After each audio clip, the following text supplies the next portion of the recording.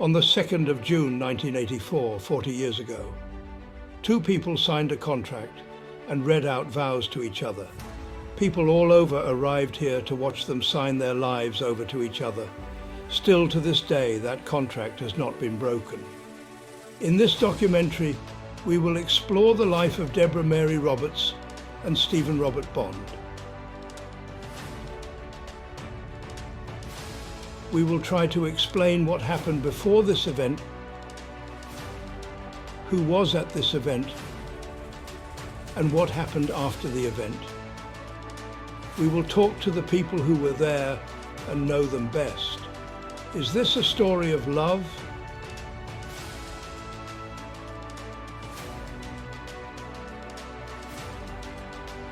Or a long hostage negotiation? Be warned, this is not a documentary for the faint-hearted or for little children. With that being said, let's look into the life of these two people.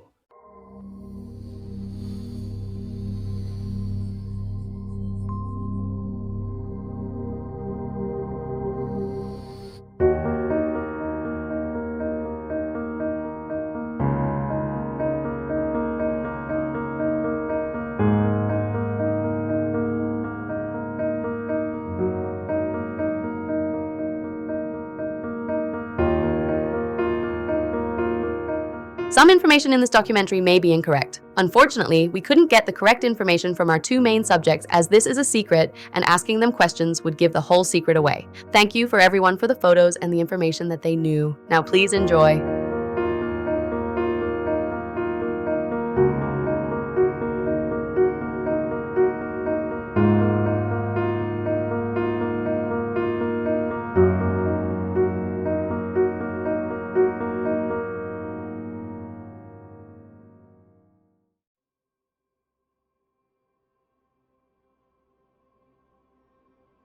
We start at the beginning with Debra Roberts, daughter of Sylvia and Clifford Roberts, born on 29th of August 1959 alongside her twin sister Kathy Roberts. They grew up in a caravan in North Wales. To tell the story of Debra's beginnings, we spoke to her mother. I went to my doctor's because I was big and I wasn't feeling too good, and so he said, I think we better go for an x-ray just to make sure everything's okay, and it could possibly be twins, although I can't hear them, he said. So I went to the Alexandra Hospital in Rhyl on the bus on my own. Went to the hospital and had the x-rays done because it didn't have ultrasounds and things like that and scanned, and she said, oh, sit there while we check to see if they're okay in case before you get dressed. And she came back a few minutes later and said, do you know why? So I said, well, because make sure everything's okay and whether it was twins. She said, well, I don't mind telling you it is twins, she says. So shock. So I got dressed, came home, got on the bus in a daze on my own. I couldn't tell anybody because it was all on my own. I got home and I told Cliff, and he was chuffed to bits. It was twins, and he was very pleased, very chuffed at that. Oh hell, he said, we'll have to go and change the pram now, because we'd already ordered a single pram. So we went straight down to the shops and changed the pram design to a twin one. And then we came back and told everybody. And then when my doctor went to the doctor's on the Tuesday, and he'd had the results, and he said, right, I think you better go in for a couple of weeks rest into the nursing home to make sure everything's okay, give you a rest before I went in, and there was all these other women going in and out having babies and I kept sort of having phantom pains, you know. So they said, the doctor came and said, right, he said, that's it, we can't carry on like this, you're getting too distressed. You know. So I went off to St Asaph Hospital and in an ambulance. And then the following morning, Debra and Kathy were born. And I didn't see them till they were 3 days old, because he didn't show you them or anything like that in those days. No husbands around. Oh God, no. That was taboo, that was, husbands there. And I was in a little room on my own, in a long corridor, and all the other women were going past to the nursery, to the ward, and they said, oh, what we can actually see of them, they're lovely.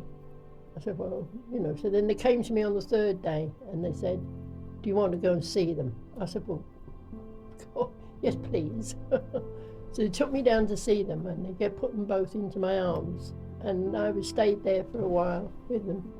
And then when we came back from the nursery, because babies weren't kept in the wards then, they said, would you like to move to the big ward now rather than be on your own? So I said, oh yeah, please, company. And then we were all in this big ward, and they'd have their babies brought to them, but I always had to go to them to see them. I had to go and see Debra and Kathy. But it was so hard because they were in a little room all on their own. I had to feed them. I was trying to feed them myself then. And it used to take 1.5 hours to feed one, while a nurse fed the other one with his breast milk. And I just used to pass out all over the place because it was too tiring so I had to stop. I just went down every day to see you after that, because you were anybody who had a single child was in for 10 days. If you had twins, you were in for 12. So I stayed in for the 12, and then I came out and left Debra and Kathy there. Used to go in twice a week. Somebody would take me in, because Cliff didn't drive then, sorry. He didn't drive, so somebody took me in so I could feed them and bath them. And then when they were 5 weeks old, they'd reached the grand old weight of 5 pounds each, so we could bring them home. During a time where raising a single child is a challenge, raising two must have its difficulties. I had no electric, no water. We just carried that from the building. We had like a stove, a black stove in the caravan, where you could make a fire in it, with a glass door, like the old log burners are now, but it was coal stuff. You put kettle on the top of that, water, and there was like a tank on the top, over the top of it, which used to heat your water up for you, like in the chimney. The chimney used to go up through the middle of the tank. I always had hot water. Well, Cliff was still in the RAF until I moved up on the 1st of May 1959, and then they were born on the 29th of August 1959, and then till the end of June, Cliff was still in the RAF, so I was on my own for about a couple of months. Cliff had compassionate leave, so he could stay on with me for a little while. Not like it is now, though. We weren't generous with the leaves and things like that. Nine, she used to come and she helped if I was there, but it was a bit awkward because they were fed every 3 hours. You appreciated the time when they weren't awake, so you let them sleep. But if Nine was around, she always wanted to pick them up, Debra and Kathy up, and cuddle them, and they never knew which one they were picking up. And Tide never ever got the blooming gist of on the right wrist and the left wrist for the bangles, or when they had glasses on, whether Kathy had blue glasses and Debra had pink glasses. He never got the hang of it. He knew there was a difference, but he could never have put the difference with the right twin, so. As mentioned, Debra has a twin sister, so let's hear from her. Debra and I were always known as the twins. Debra wore pink glasses and I wore blue. We wore the same clothes, but they may have been in different colours. We were both quiet and shy.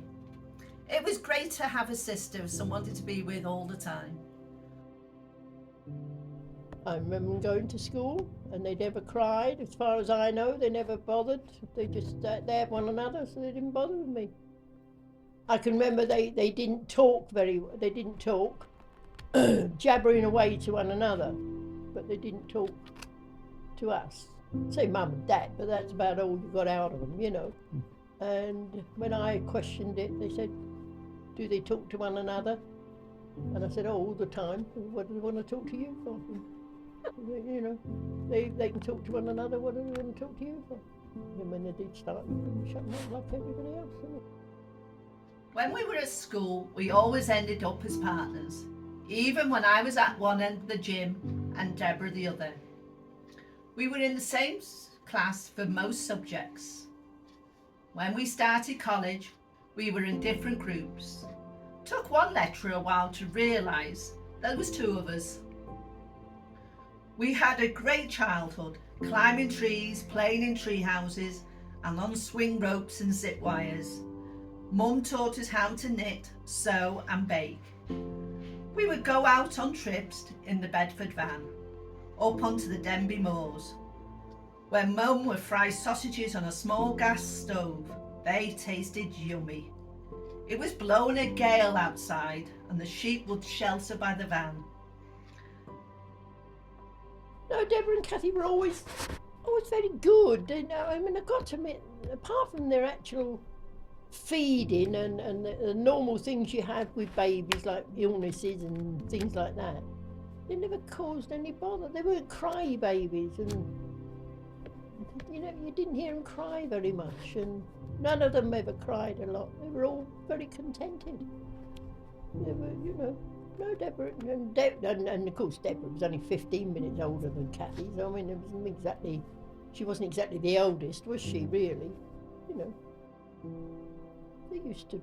they all used to have kids down and they'd climb on the shed and climb trees, and proper tomboys. They weren't girly girls, they weren't dolly girls. They climbed trees like the lads did, and we'd go to the meadows, you know what they call the meadows, and picnic and play balls and things, you know, with balls and bats and things.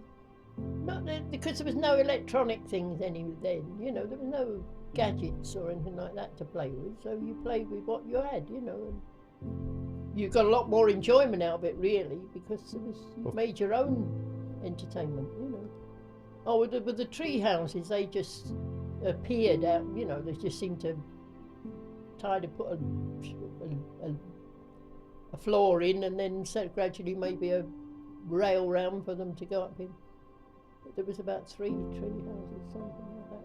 And then of course the swings from the trees, where they had a rope from a tree with a bar of wood on the bottom, and they just sat astride the bar and jumped off one tree trunk and swung across to another. No fear at all, no hesitation, you know. Sylvia and Clifford didn't just have two girls bring up. On 30th June 1961, 22 months after the birth of Deborah and Kathy, came along Stuart Roberts. Oh, they loved Stuart. Oh, she was the best thing since sliced bread. They adored Stuart. You know. But they were only 22 months, don't forget, when Stuart was born. So they're really still only babies themselves. But no, they thought the world. But it was all right, because by that time we'd bought a twin pram where they slept side by side. They could sleep side by side.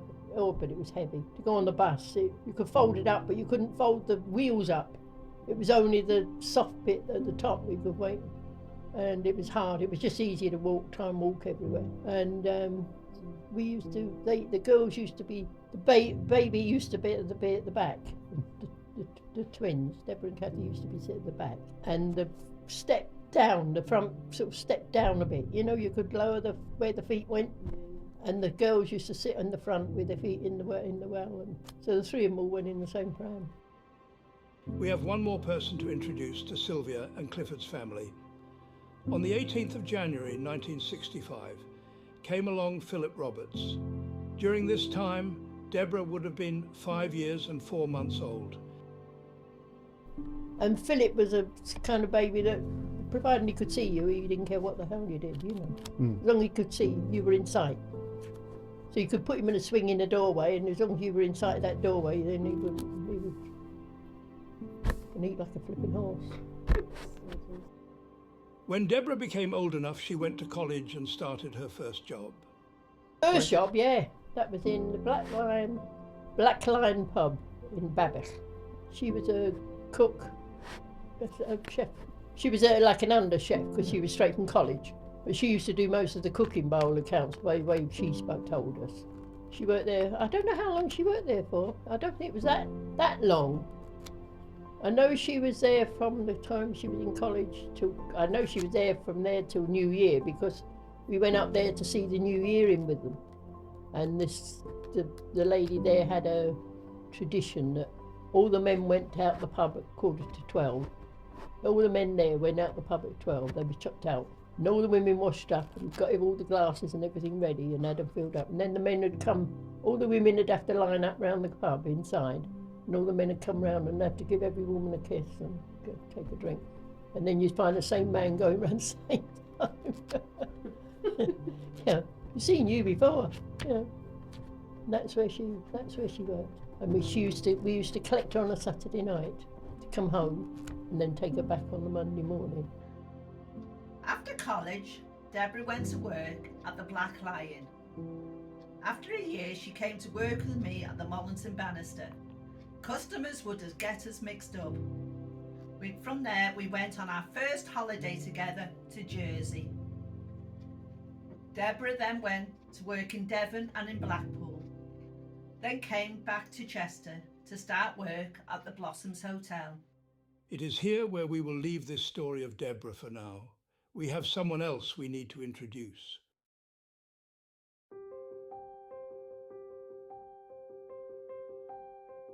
Stephen is the son of Robert and Mavis Bond, born on the 3rd of July 1962.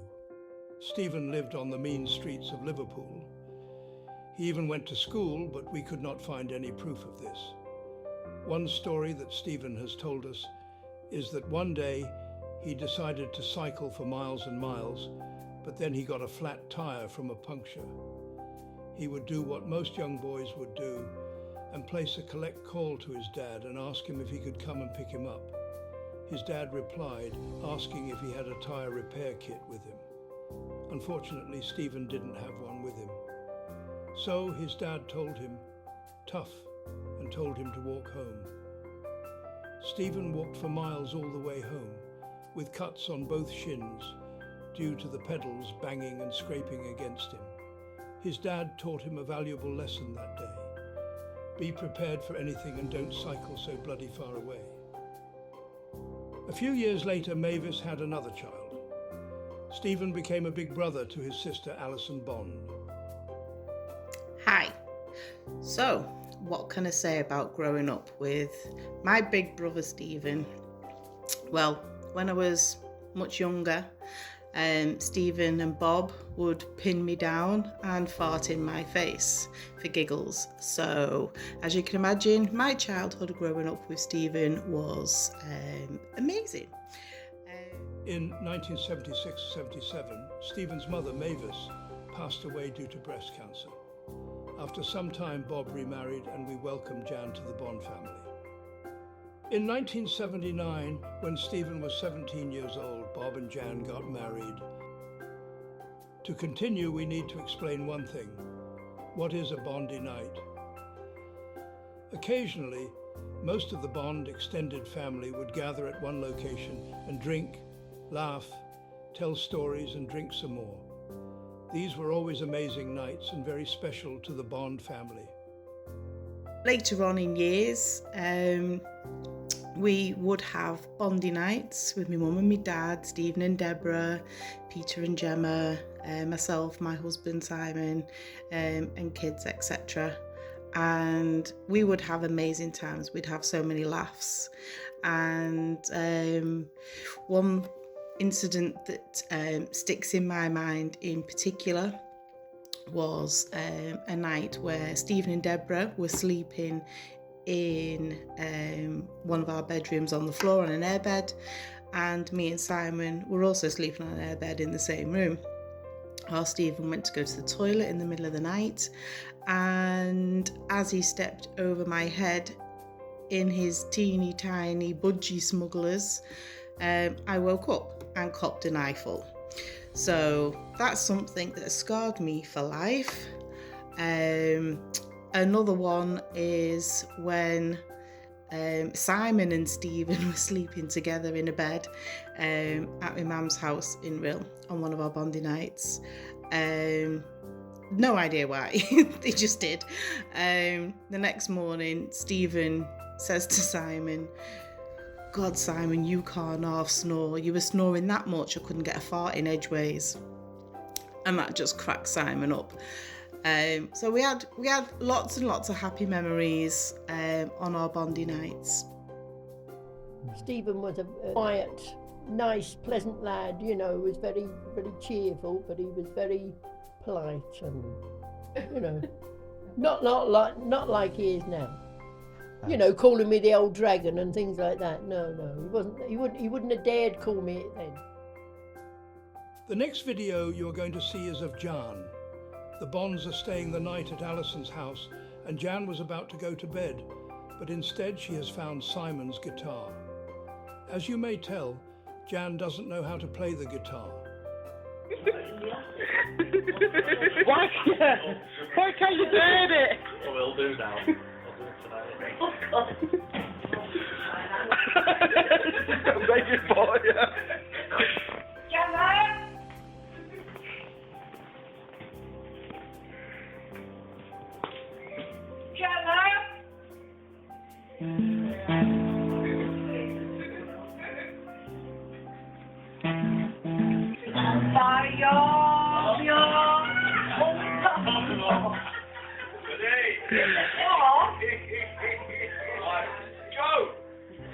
Right. I've got to sing the song now.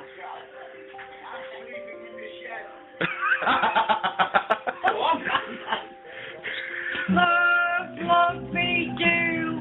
You know I love you. I'll always be true. Oh, yeah. You could be saying that. You could be saying that. What, not come by up? No, not come by us. Oh, go on. Come by us. Go on. That was love me tender. You're as bad as it. Hey, I tell you what, it's good tune on this song. I can't think of the song. As a lot of you may not know, Stephen Bond has been on national television. Should we watch his famous moment?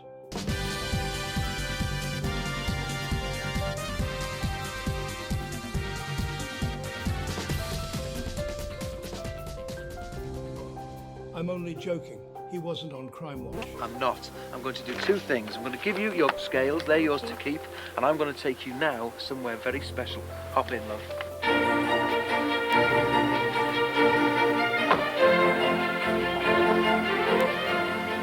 We've booked Sue a week at Mottram Hall's luxurious health farm to give her that bit of pampering she needs to get started.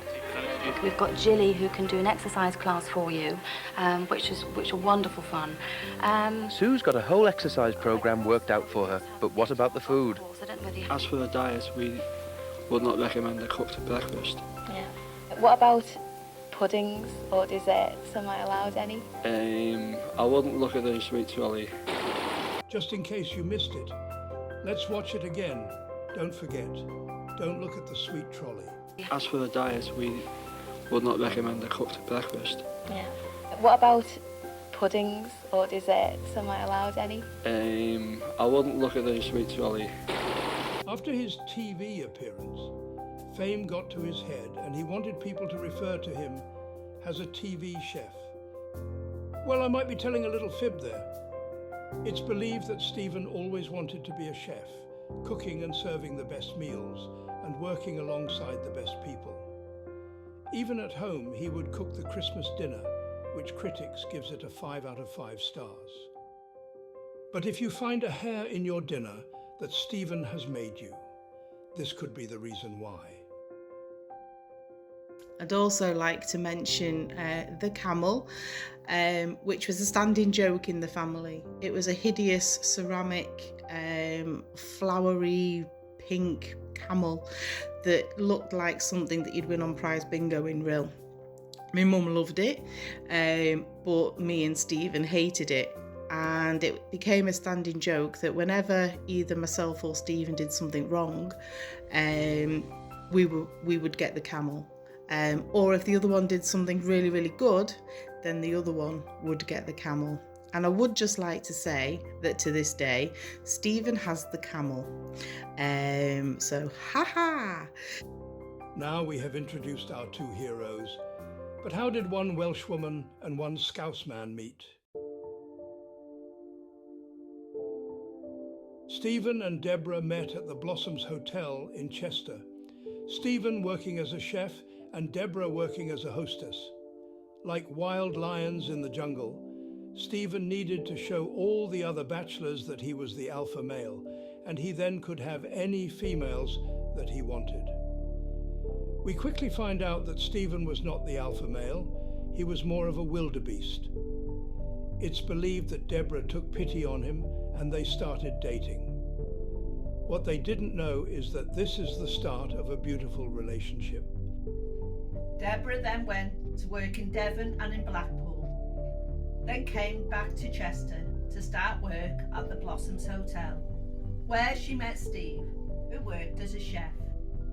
We all got on straight away because he was very funny. One day, I dragged John to watch Mary Poppins in the cinema. When it was the interval, we turned round and Debra had dragged Steve along too. Debra was my bridesmaid in 1982. And then she went to work at the Queen's Hotel. We lived in the same building. She lived in the flat above us. Steve got up once and took Debra to work, then went back to bed. When Debra got home, he couldn't remember taking her. Steve then went to work in Gatwick, where he went to Paris on a catering course. He decided to climb up all the steps of the Eiffel Tower. That's when he had good knees.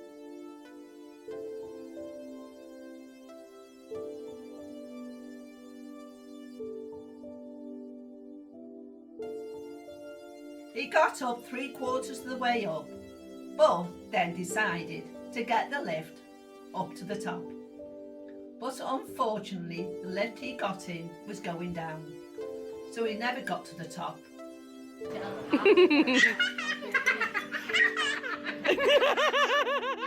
Now that Stephen and Debra have met and started dating, it came for Debra to meet Stephen's parents. To tell the story, we have a secret recording of Stephen and Debra telling us about those early years. At the start of the video, Stephen is telling us about the food that his mum served them. Oh, okay. Baked bean and burger curry. It was. Baked beans. Baked beans with little sausages in. Right, and burgers. Oh, you got a special version. Tin burgers. Cookie quarters. Right. See, I always had the beans without the sausages, so you got the special version. Oh, yeah. I got the a la carte. No time note for me. In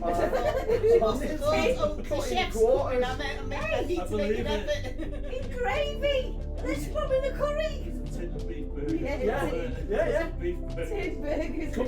Comes in four burgers and she just opened them, tipped the gravy out, went whop, there you go. Right? And then we end up going down to Thornton Road, Sports and Social, Hospital. having a few drinky winkies, right? I mean, Dad, you know what he's like, always gets the first round in. Don't know why, he just does. What are you on? Snake bite. On what? So I had to explain what that was. So what's Deb on? Brandy and Baby Sham. A what? Brandy and Baby Sham. He goes, come here. Dumper, she's too expensive. On her 21st, she had about 19, 20, all lined up, and she polished them all off. Yeah. Threw up. I was going to say, did we don't have to carry you home or something? Yeah. Me and a guy called James, who was a waiter at Blossoms. Yes, I was still up at 6:30 the next morning, all bloody bright and bushy tail. And so was You were I, throwing because up. I was cooking breakfast. Yeah, you were throwing up. Yeah. And hadn't you just started going out though? Yeah, 5 days. Nice. Slay. You knew what I was getting. No, I didn't give many wrong impressions or nothing. You knew what I was going to get.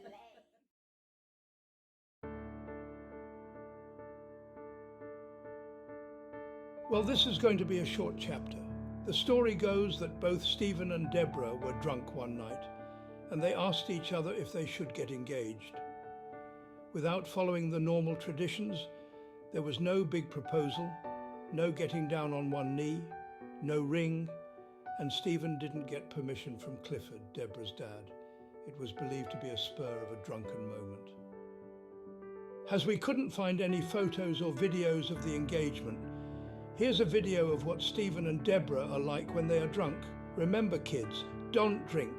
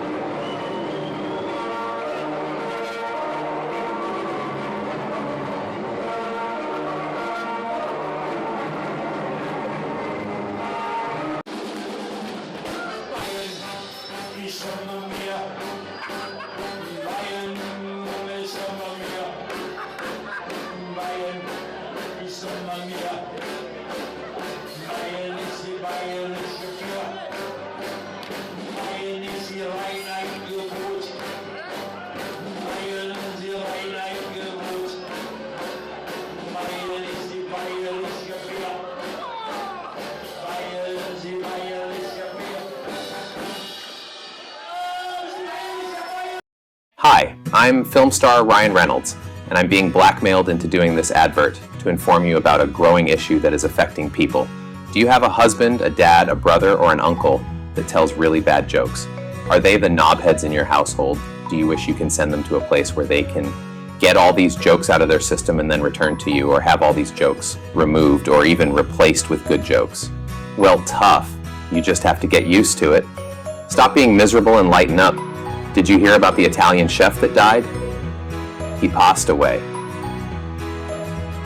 The Grim Reaper came for me last night, but I fought him off with a vacuum cleaner. I was Dyson with death. Why can't humans hear dog whistles? Because dogs can't whistle. Bad jokes are here to stay. Can I go home now?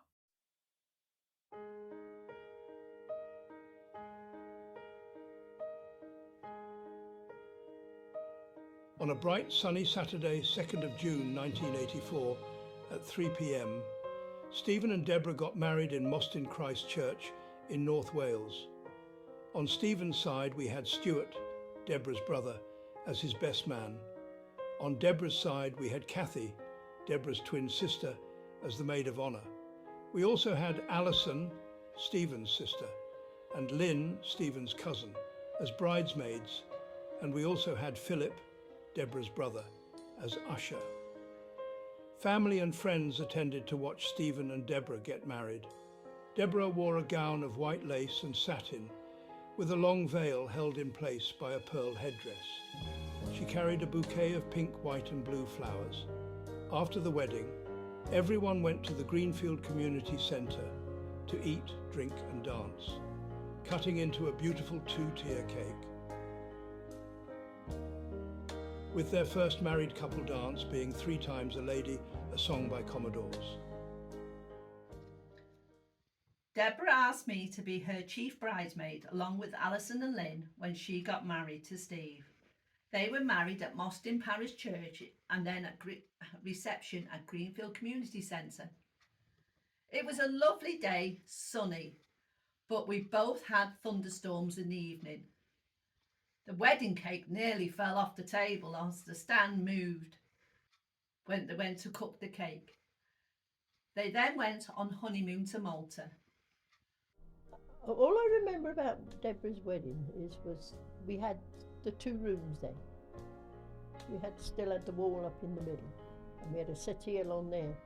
And they were all going off to go round to the church for the wedding, and I was sitting on the settee thinking, oh God, she's going.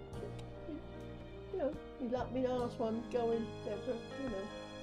Oh, going now, you know, it's not right, this. I know where the wedding was concerned. Kathy had already was having hers in the hall in Greenfield with the caterers. That was just by the side of it. And Debra was always talking about, oh, it'd be nice to have a wedding on a boat and on the river in Chester and that sort of thing, you know. But then when Kathy had her wedding, she said, oh no, I want one the same as this. And if I remember rightly, it was a nice day, lovely day for both of them, but they both had some storms on the afternoon that they got married.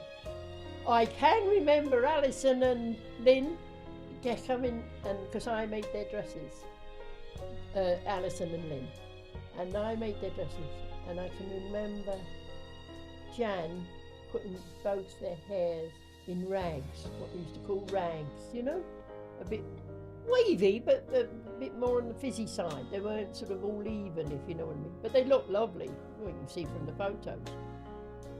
Yeah, Kathy's was white, and it was like cotton, with a little polaroid jacket thing. And I made the two younger bridesmaids in more or less the same style. They had different colour, I think, pale blue, I think, weren't they?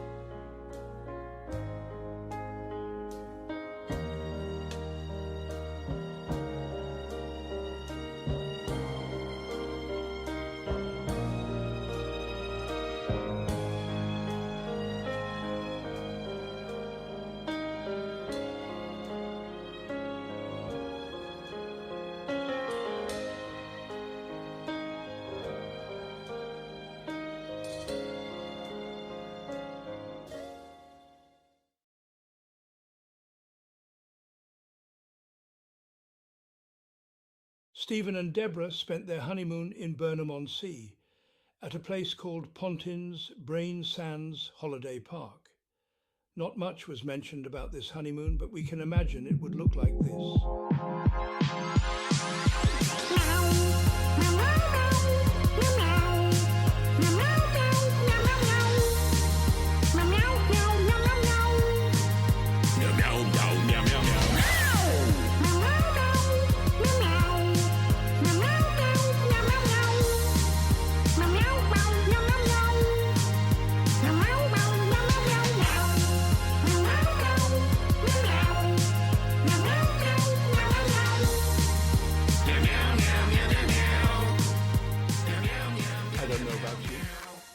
But I am now looking at animals in a completely different way.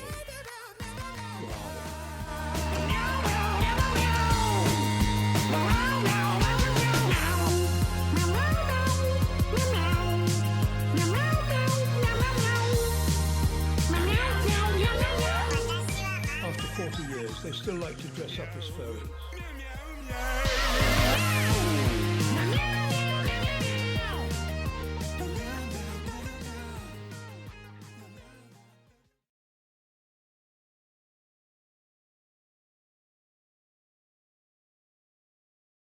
In 1985, Stephen and Debra decided to settle down and move into their very own house.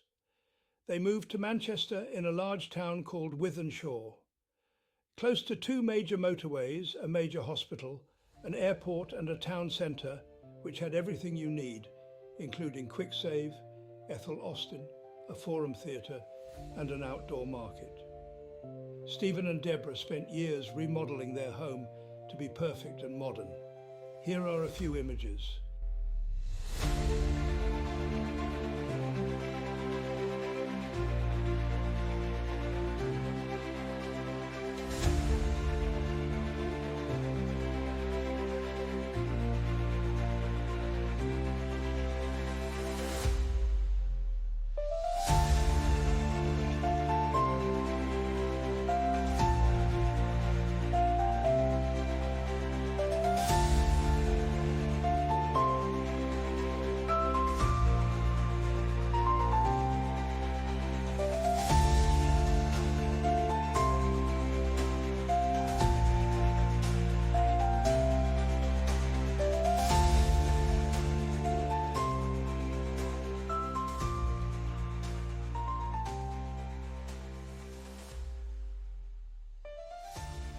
This house has a lot of fond memories, from Christmas Day spent here with the children to Bondi nights with the whole family.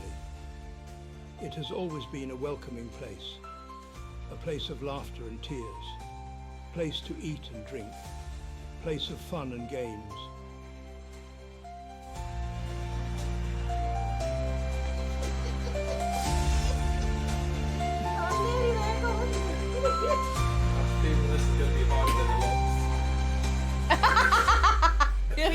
then.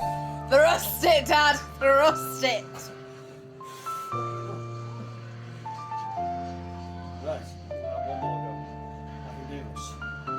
Ooh, just a little bit. A little bit more. Still to this day, Stephen is still trying to get his ball into his cup. It wasn't long after moving into their forever home that a house of two became a house of three.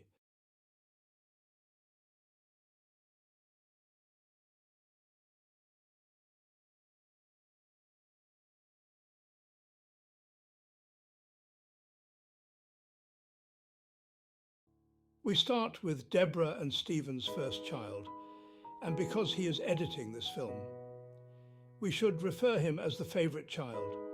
Peter was born on the 21st of November. Hi, I want to spend a minute to talk about my parents, starting with my dad. My dad is the knobhead. He has a list of terrible jokes. He is the clown of the family. An example of one of his jokes is he would grab a light bulb and then say, "This isn't heavy, this is light."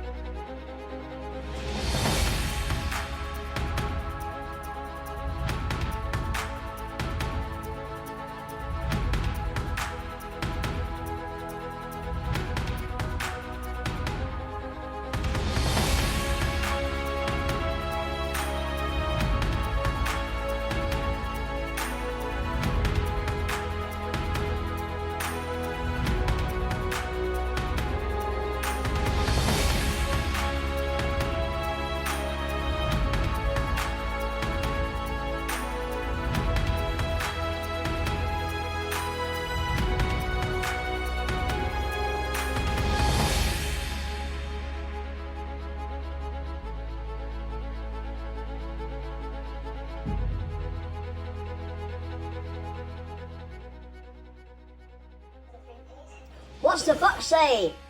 Look out for the horse! Can you hear something? Ear! Nose! No, it wasn't me. I was framed.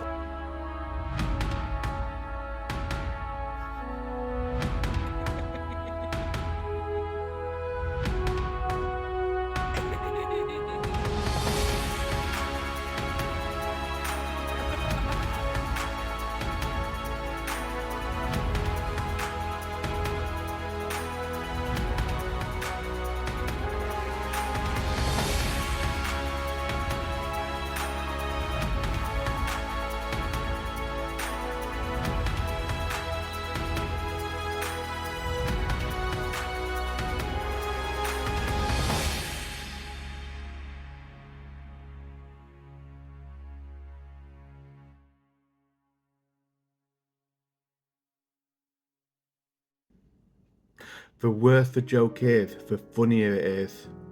There have been rare times where my dad has me laughing that much that I struggle to breathe and go weak at the knees. And it's normally when we're carrying something heavy. He is also a football fan. But the football team you will not be seeing on Match of the Day or Football Focus. He supports Chester Football Club and he's about 1 out of 10 fans. You can see Chester Football Club play, they're probably playing your local high school. My dad, on occasion, will go and see Chester play. Sometimes I'll go with him, but I only go for the hot dogs and to swear the referee. My dad also took me to my first music concert. It was in 2002 at the Royal Albert Docks in Liverpool, and we went to go watch Meatloaf. Since then, me and my dad have seen other musical gigs, from Nickelback to Dorothy. Me and my dad has also gone to see quite a lot of stand-up comedians, from Jimmy Carr to John Bishop to Russell Howard. A lot of my sense of humour comes from my dad. My terrible jokes, my one-liners, my terrible puns all started with my dad, so you just know who to blame. Now for my mum. My mum is a caring and amazing person. She's always been there through the good and bad. When I was a child, I cut my hand and ended up in hospital in the paediatric ward. I slept in a comfortable hospital bed while my mum slept on cushions on the floor, just to make sure that I was okay and that I wasn't alone. Even more recently, when I ended up in hospital again this year, she spent 8 hours with me just to make sure I was okay and that I wasn't alone. She is the organiser of a family. She's the one who arranges the parties, the gatherings, the entertainment and the games. My mum was always nearby when I was growing up. From working in the kitchens in my high school, then working as a science technician in the science labs in the same high school, my mum was always nearby. I remember a time in high school where I pushed another student over, and instead of being told off by the teacher or sent to the head of year, I was told to go see my mum, and that was a lot more scarier.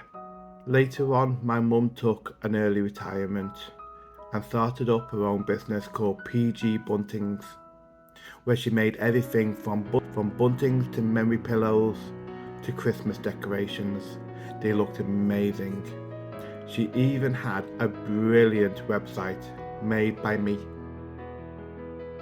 I feel lucky having the parents that I've got. They've given me love, support, care, kindness and entertainment. They made me laugh on a regular basis. Quick message from my mum and dad. We're moving you into a cheap care home so I can turn your bedroom into a ball pit for me, Autumn and Noah. Happy 40th anniversary, Mum and Dad. You are the people I look up to. I love you loads.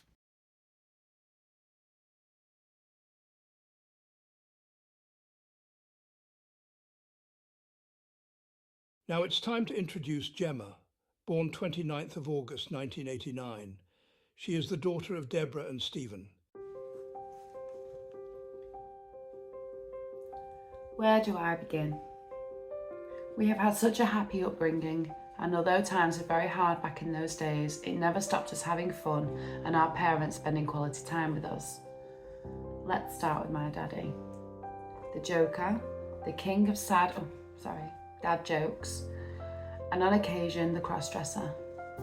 He's the class clown of the family with his quick one-liners, daft sense of humour and horrendous life quotations, such as when the wind blows, the flowers bend, catch a bubble and make a wish.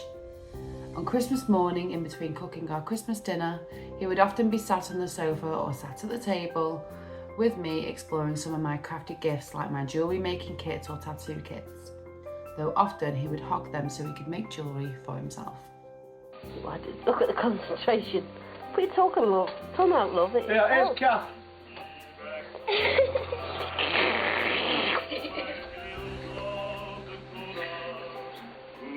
No, I'm going to show this to Kath tomorrow.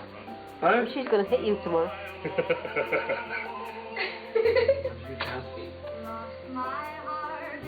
You think you're recording this, don't you? I'm just standing here with a video. You're missing Doris Day.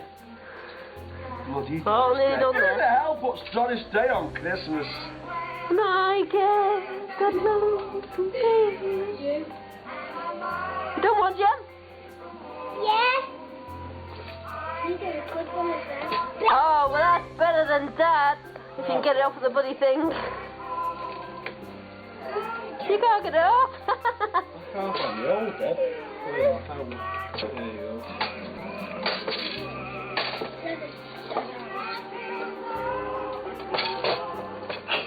Can you guess what it is yet?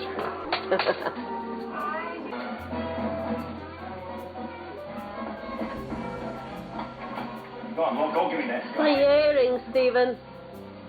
Bloody earrings. You're the only person in the world that ever worries about Pierce matching, you know. Well, let's have a look. I don't zoom in that much. Behave yourself. I'm going to show this to my mother. I'll show you later. I'm thinking of your nana. I was thinking of you, Nana. We better go up first. bridesmaid, eh? Then she said, oh, you alright? Yes, she's nothing but a miserable two-time unclean jumper. Oh, help me get out of this dang blasted thing. Well, stand still. Or how about the time he shouted, "Sweets!" from the bottom of the stairs, and I ran out of my room only to find he had put a greasy, horrible giblet outside my bedroom door, which caused me to scream and my dad to be crying in stitches on the stairs. One of my fondest and slightly scarred for life memories was watching my dad playing with my Barbie and Ken doll when we were holidaying in France. This involved turning Ken into a cross-dresser and Barbie laughing at him. Yes. I won't laugh. You will. I won't. I'm wearing your dress. I know. It doesn't matter. There's only you and me here. All right then. I told you you'd laugh. I'm sorry. Cow. What, Bob? Bob? Well, you said you wouldn't laugh. Look. Oh, hold on. I throw my hands up in disgust. Oh, I think you look quite nice. Even I could fancy you. Oh.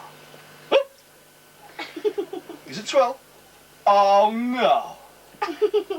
Give us a 12. All right then. Ken, the back of your dress isn't done up. I know I'll put some weight on.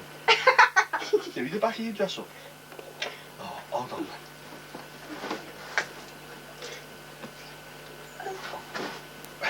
Stay there. I'll hold that. No, let go.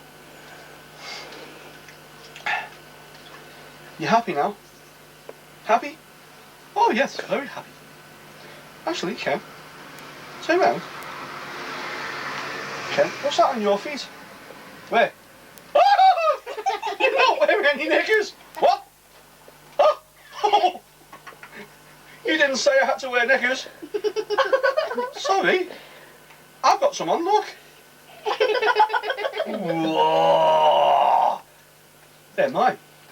Yeah, I know. Whoa. Bow down.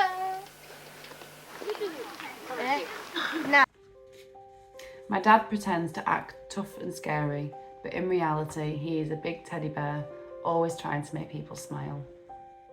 Now for my mum. My mum is our rock, the organiser, the referee, and the chief of fun. She is always planning games and activities for when we were off school, or even when we had bandy nights with Grandma, Grandad, Alison, and Simon. One of our fondest memories of my mum was lying on her bed watching her do her makeup when she was going out somewhere, and helping her to choose her outfits. I can still remember the smell of her makeup brushes, and what makes that memory more sentimental is now my daughter will lie on my bed watching me get ready too. During our childhood, we had wonderful memories of our days out together, and some of our favourite places was Talacra Beach, where I had the tradition of taking photos of myself licking the plastic ice cream stand. There was also the Red Rock, aka Stow Park in Winslow.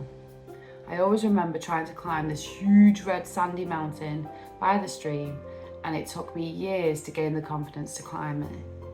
However, when I took my own children there a few years ago, I was shocked by the fact that this mountain was now the same height as me. Having my mum and dad as our parents has been a wonderful experience. However, seeing them become grandparents has been truly magical, and my Autumn and Noah are honestly so lucky to have them in their lives. From the moment we were told them I was pregnant with Autumn, they have been with us during every step of our journey, never missing a weekend cuddle, constant spoiling and being her absolute rock. Then after a difficult fertility journey, we came to the terms with the fact that we wouldn't have any more children, and my parents were so incredibly supportive. However, I can't tell you how overjoyed we were to be able to tell them after 4 years I was pregnant with my miracle boy, Noah. Unicorn. What's this You've from? got to be nice with the unicorn, Autumn. You've got to be nice. Was it there? What? You've got to be nice. Oh! Well done! I got that was treat for that. That was treat for that. Oh, God!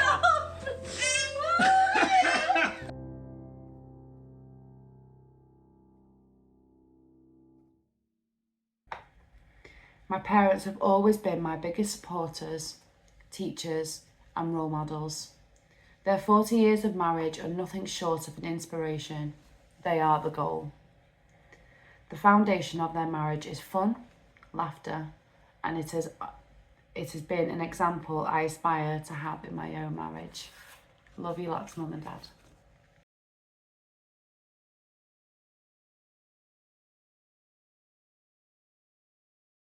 We now come to Stephen and Debra's first grandchild, Autumn.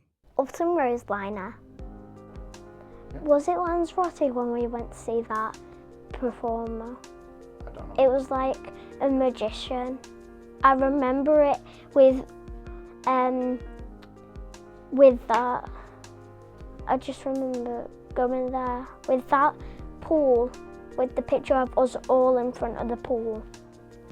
I really liked how we saw that magician, and I really liked the pool that we went to, and I liked swimming, and I liked staying in that like little room and stuff with everyone, and I liked getting that little bracelet. What was the song you learned? The zombie. How did it go? Zombie, zombie, zombie, what's in your head? Zombie, zombie, zombie, what's in your head?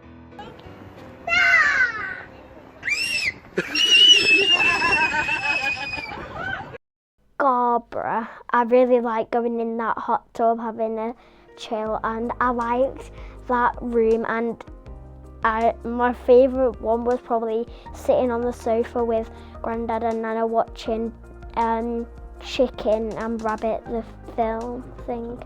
And then I liked how it was Grandad's 60th birthday, and he had that little blue thing that kept singing happy birthday, and it was really annoying Mum. She threw it out the window. That was good, and I really liked all the rooms and stuff, and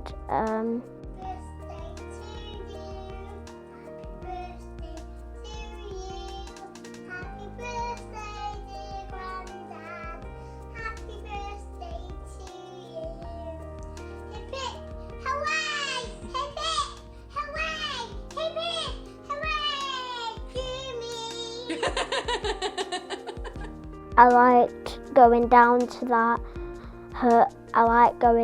that massive park and stuff, where we were all sitting in that little park thing with the ice cream. And I like how Grandad says, I can't do this. I can't move my arm. This one's pizza, and this one is probably burger or hot dog. I know this one's pizza. Grandad is so silly and funny. Definitely. Me and Nana went to Disney and Ice, and so did Mum.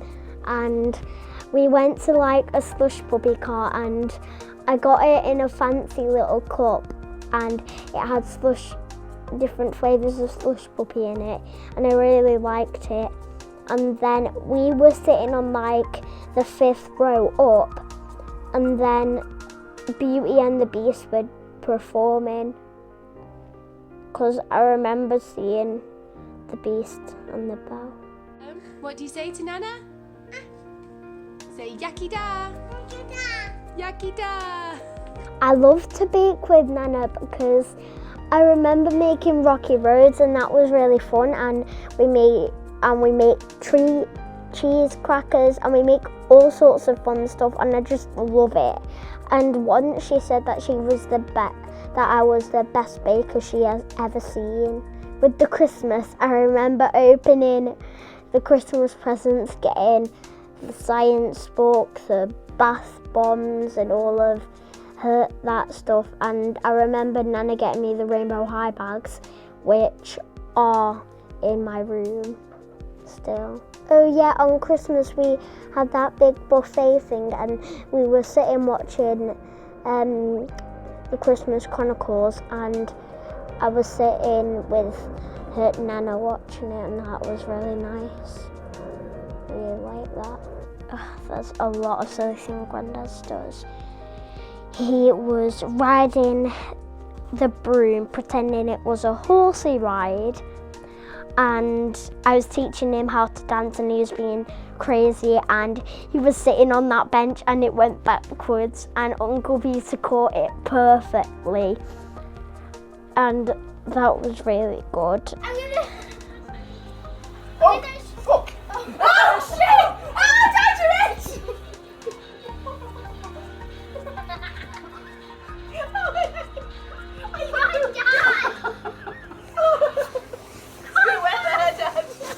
Yeah, no, it's sunk in. Shit. How many have I had? Whoa, it's sunk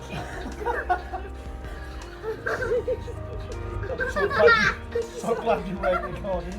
No, I stopped. Let me see it on Jen? video. Grandad got his shoe, and he said, "Oh, excuse me. Yeah, I'll give it to her in a minute." He put it against the seat and said, "Autumn, it's for you." Yeah, okay. Yeah, sure, I'll give the message to her in a minute. "Autumn, it's for you." "What?" "Oh, really? Grandad, it's for you." And he's really silly, and well, whenever I'm feeling down, he always makes me happy whenever Noah gets food. And I always end up getting food. And he always acts, and he's my muffin man, because he gives me muffins every single Friday. And he is really funny. Well, he taught me booyah.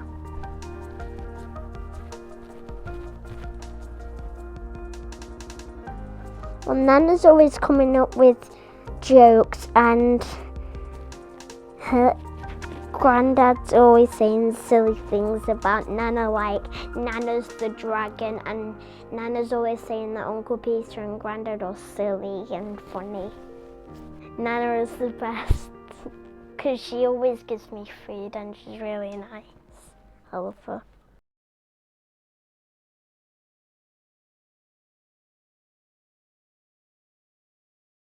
Hello, my name is Noah. I don't really talk much, but this is how I imagine my voice. I might not talk much, but I have a big personality. I have really curly hair, but my daddy is not allowed to take me to the barbers anymore because I almost lost all of my curls. You looking like, huh? Go backwards, forwards. Looking like.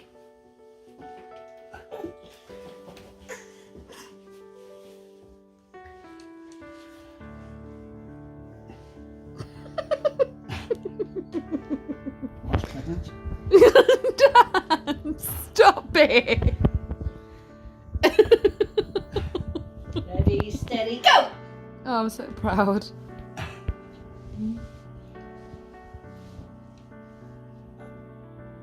Yay! Slightly cheating, but okay.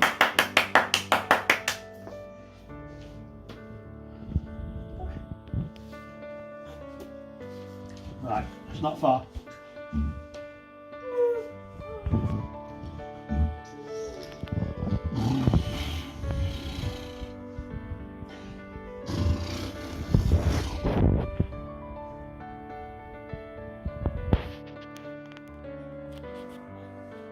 think you're cheating on that.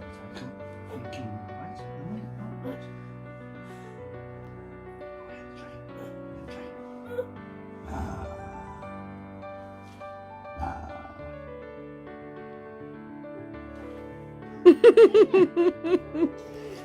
Noah!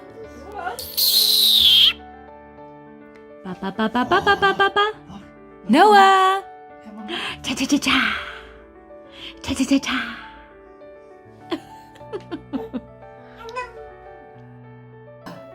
Go!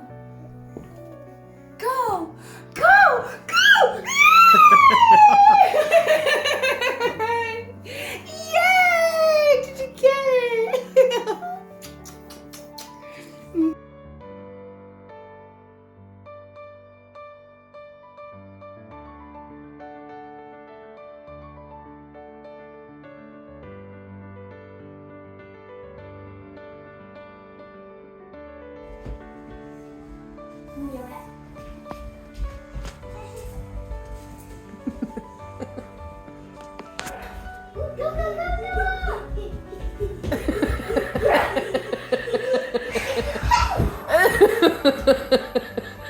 I don't know what this new craze is. You're so funny. Hide again, Autumn.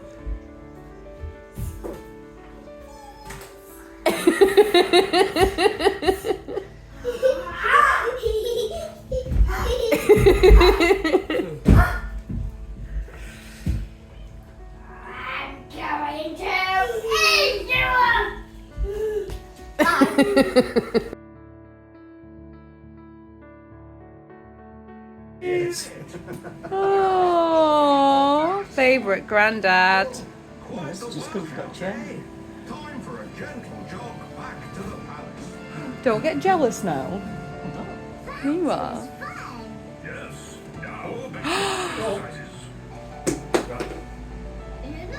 Granddad. Just the song.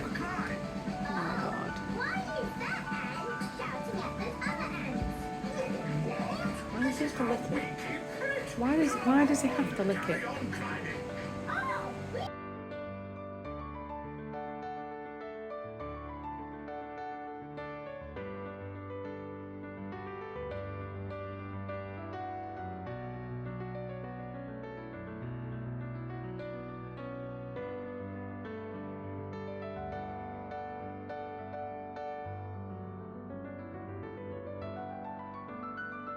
Noah, say bye-bye. Bye-bye. Good boy. Bye-bye. Good boy. We are near the end of our time together. We have learned about two people and the love they have for each other. But before we finish, should we hear from a few more people? Hello, Debra and Steve. Just to wish you a happy anniversary. 40 years okay. Not doing too bad. Just to wish you good luck and have a lovely day, whatever you're doing. Love, Mum and Dad. God bless. Happy 40th wedding anniversary, Debra and Steve. Woo woo! In all honesty, I love both Stephen and Debra. I love you both so much. You're absolutely fantastic and amazing. And I wish you a really, really amazing, happy 40th wedding anniversary because you deserve it. Especially Debra. All right, well, have a lovely cruise and love you both so much. Bye. Hi, Debra and Steve. Happy 40th anniversary. Hope you have a great time doing whatever you're going to do. Sorry we can't be there with you, but we're thinking of you. Both love you, okay? Bye. Bye. Bye. Have a great time. Bye. One of my fond memories of Debra and Steve, there is so many. I think one that stands out is when poor Tigger was kidnapped. And even though it wasn't my fault, obviously my mother was in with it. And we sent you a ransom for poor little Tigger. And another memory was when me and Mike were dating and we were due to go to Cheshire Oaks. But as soon as I found out that you guys were going to be there, we turned around and went somewhere else because I thought I wasn't subjecting him to you two just yet. And then, of course, it was my wedding when Steve, you were such a beautiful fascinator, and that lovely Mills and Boons book really helped us. So thanks very much. Happy anniversary to you both. Hi Debra and Steve, it's Mike. One of my fond memories of you both was actually on my wedding day, where I was having a few merry drinks down at the halfway house with my best man, and you two came in and joined us, and we got to a stage where I was running a bit late, obviously, for the ceremony, and Deb, you had to shove some polos down my neck, so I didn't get told off by the minister, and obviously by Jen, which I'd get into deep trouble for. And, you know, it was a great laugh. Hi, Debra and Steve. Just like to say a happy anniversary from the Turley family. Hey, Auntie Debra, Uncle Steve. Just wanted to say happy 40th wedding anniversary. That's amazing. That's amazing. So yeah, just wanted to say congratulations, and I hope there's many, many, many, many more to come. Bye! Happy 40th anniversary to you both. Hope you have another 40 happy years ahead of you. Happy anniversary. Happy Ruby wedding, and thank you for letting me be your third bridesmaid. Happy anniversary, have a lovely day. Happy anniversary, Nana and Grandad. Hi, Steve and Deb. Just a few words to wish you well on your anniversary. Thanks for the great time we had at work. We winged it and we loved it. It was great. Pleasure working with you, Debbie. Take care, stay safe, stay curious. Hi Debs, hi Steve. Congratulations on your 40th wedding anniversary. Debs, I've worked with you for a very, very long time, and as you know, I always said that when I grew up, I wanted to have a relationship just like you and Steve. It took me 2 goes, but I've got there. Obviously, there are some differences, as you well know, Debs. Number 1, I'm not Welsh. Number 2, I don't eat maggots on a regular basis. Number 3, I do not wander around in inflatable fancy dress costumes. But number 4, I'll never ever be as creative as you. In terms of my own Steve, I have David. He sounds like a cuddly Scouser, but he actually isn't. He probably hasn't got the culinary skills that Steve has, but fortunately, he does not at every opportunity try to dress up as a woman.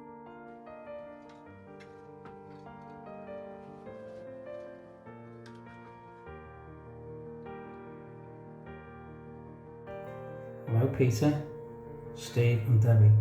I think you're saying to yourself, what the hell's going on? Well, what it is back in the day when I used to phone Dad before mobiles, used to be on what's called the house phone, and 9 times out of 10 your dad would be in the bath, so your mum had to take the phone up to him. So I had to speak to him while he's in the bath, playing with his sponge and stuff in the bath. And in case you're wondering, Steve, this is shampoo for hair. Anyway, back in the day, we used to go out as boys, me, Steve, Liam and Neil, and we went out to Liverpool on this one occasion. And it must have been in the winter time because it was dark and wet and horrible. And we come back from Liverpool into Birkenhead and decided to go and get something to eat. So we got our burgers and chips or whatever, and then we had to go to the bottom of the hill, and I would flag a taxi down so it would get it before it went to the crowd. So anyway, we're waiting there. I run into the road and flag this taxi down, and it stops for me. So I shout, "Come on, boys!" And as I turn around, everyone's running. Your dad's running with his doner kebab and chips in a tray, and slips in the wet and falls head first, but manages to keep hold of his doner kebab and chips in the tray. Amazing.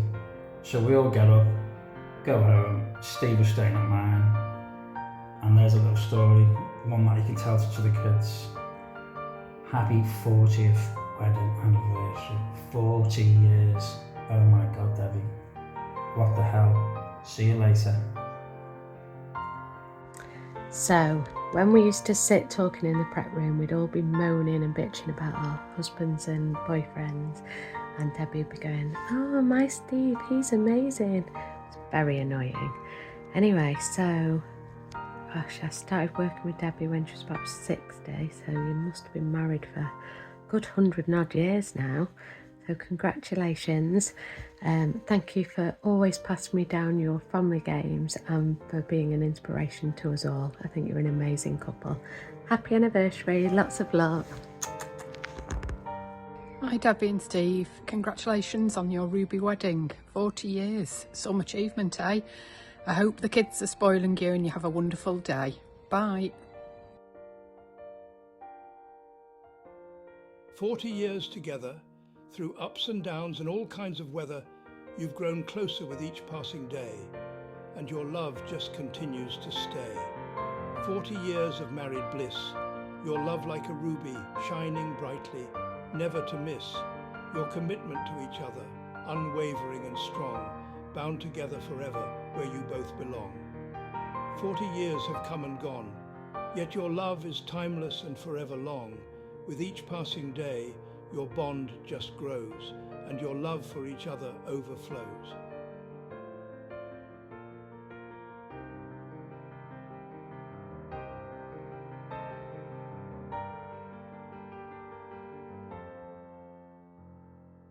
While we were putting this film together, both Stephen and Debra lost their fathers within a few weeks of each other. Each of them played a pinnacle role in their upbringing, giving both Debra and Stephen love, laughter, and fond memories which they will cherish. May they rest in peace and always be remembered.